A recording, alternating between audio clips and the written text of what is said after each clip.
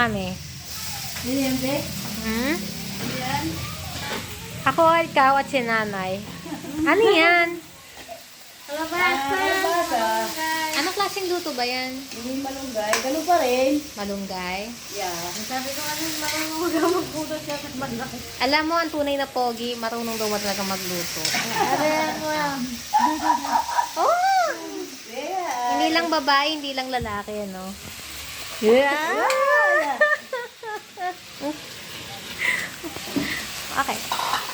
Kala ko pakbet yung niluluto mo. Wala eh. Wala nga eh. Pag pwede, bakit? Kung may baboy ka, taba. Kailangan pa ba yun? Oo. Ano tawag dito? Chicharon. Ano? At chicharon pwede na lang. Oo, pwede. Kaso Wala ano- kayo? Wala nga ang chicharon eh. Pero ano, kailangan ng tawag nga rin alamang. Oo, alam mo. Kung may chicharon, lagyan natin para may tao. Ganun ba yun? Yun lang ba yung recipe nun? Oo. Gigisa lang yun? Oo. Lahat ng mga gulay, pwede ibisa dyan. Basta't may ano ko lang.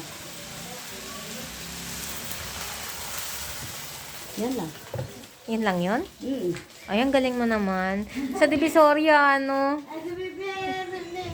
Sa Divisoria, siguro sanay na sanay ka na. Ay, siyempre natuto na tayo eh. Ganon. Natuto na din eh. Diba?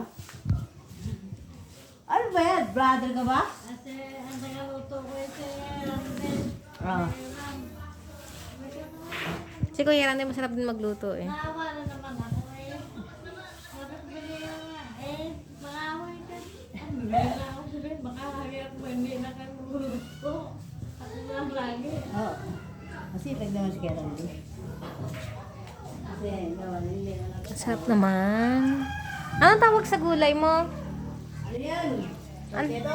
Malunggay ginisa? Oo.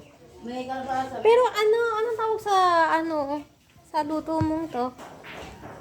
Ano lang, kalabasa, okra, malunggay. Pero ang tawag dun? Ewan ko nito. Gulay, ano ko lang, gulay. Ha? Bira gulay. Okay. Bye-bye. Bye-bye. Bisita namin, pero siya yung nagluto. Naman dun sa mungga mo. Ano ang tawag doon? Yan, doon lagi sabi ko hindi na nangalan. Ikaw mga bahay naman. Dahil ng kwentuhan ay ayaw. Yan yung bagong dating naming bisita. Pero siya ang bisitang mahilig magluto. Bye! Buwa ka talaga, bibi.